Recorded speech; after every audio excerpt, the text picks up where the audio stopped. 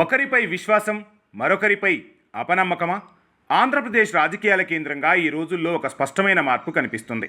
ప్రజలు ఆశలు పెట్టుకున్న నాయకుల పట్ల అభిమానం చూపించడమే కాకుండా విఫలమైన పాలనను తిరస్కరించడంలో కూడా తేడా చూపడం లేదు. ఈ దృశ్యాన్నే స్పష్టంగా చూపిస్తోంది ఆంధ్రప్రదేశ్లో నెలకొన్న తాజా రాజకీయ వాతావరణం. వైసీపీ అధినేత జగన్మోహన్ రెడ్డి ముందున్నది ఇప్పుడు ఒక ముళ్లదారి అని స్పష్టంగా కనిపిస్తోంది. దానికి ఉదాహరణ ఇటీవల నిర్వహించిన వెన్నుపోటు దినం అనే కార్యక్రమం. ఆశించిన ఫలితాలను ఇవ్వకపోవడం, ప్రజల్లో ఆకర్షణే రాకపోవడం, కాస్త గట్టిగా మాట్లాడుకుంటే ఆ కార్యక్రమం వల్ల జగన్ పార్టీకి మైలేజ్ కన్నా డ్యామేజ్ ఎక్కువగా జరిగింది అని చెప్పవచ్చు. అదే క్రమంలో గతంలో వైసీపీ అధికారంలో ఉన్నప్పుడు పదవులు అనుభవించిన నాయకులే ఇప్పుడు జగన్పై విమర్శల దాడి చేపట్టడం, ఆయన రాజకీయ నైతికతపై ప్రశ్నలు వేయడం గమనార్హం.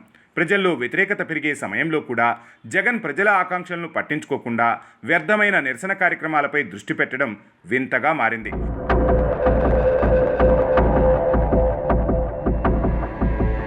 సూపర్ 6 వాగ్దానాన్ని నెరవేర్చలేదనే వాదనతో చేపట్టిన ఉద్యమం ప్రజలను ఆకట్టుకోలేకపోయింది.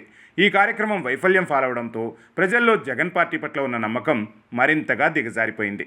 ఇదే సమయంలో చంద్రబాబు నాయుడు నేతృత్వంలోని తెలుగుదేశం పార్టీ జనసేనతో కలిసి ప్రజల నాడిని పట్టుకొని పనిచేస్తుంది అన్న మాటలు బలంగా వినిపిస్తున్నాయి. రాష్ట్రంలో రహదారుల అభివృద్ధి, పెంచిన పింఛన్లు, మెగా డిఎస్సి వంటి నిర్ణయాలు ప్రజల అభిమానాన్ని పొందుతున్నాయి.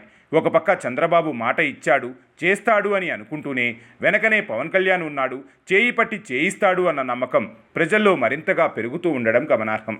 ఇక ఎన్నికల ఫలితాలు వచ్చిన ఏడాది అనంతరం టీడీపీ కూటమి రాష్ట్ర వ్యాప్తంగా విజయోత్సవాలు నిర్వహించడం, ప్రజల మద్దతు నిరూపించుకోవడం చాలా సమర్థవంతంగా చేసుకోగలిగింది. దీనంతటికీ వ్యతిరేకంగా వైసీపీ నాయకుల పోరాటం ఎక్కడా స్పందన పొందలేకపోవడం, జగన్ నాయకత్వంపై సొంత పార్టీ కార్యకర్తల్లోనే నీలి నీడలు కమ్ముకున్నాయి. మీడియా నుండి రాజకీయ వర్గాల దాకా అన్ని కోణాల్లో వైసీపీకి ఎదురుదెబ్బలే ఎదురవుతున్నాయి. ఈ సమయంలో జగన్ తాను చేపట్టే కార్యక్రమాలపై పునరాలోచన చేయాల్సిన అవసరం ఉంది. ప్రజల నడుమ ఉండాలంటే ప్రజల సమస్యలపై బలమైన పోరాటం చేయాలి. గాడిలో పడిన పాలనకే ప్రజలు మొగ్గు చూపుతారు. అభిప్రాయాలు, నాయకత్వం, దృక్పథం ఇవన్నీ నైతికంగా బలంగా ఉండాలి. ఈ నేపథ్యంలో కూటమి సర్కార్ రానున్న రోజుల్లో మరింత బలపడినా ఆశ్చర్యపోవాల్సిన పని లేదు. జగన్ అండ్ పార్టీకి ఇది స్పష్టమైన హెచ్చరికగా చెప్పవచ్చు. ఎందుకంటే ఇప్పుడు ప్రజలు మాటల కంటే చేతలనే కోరుకుంటున్నారు.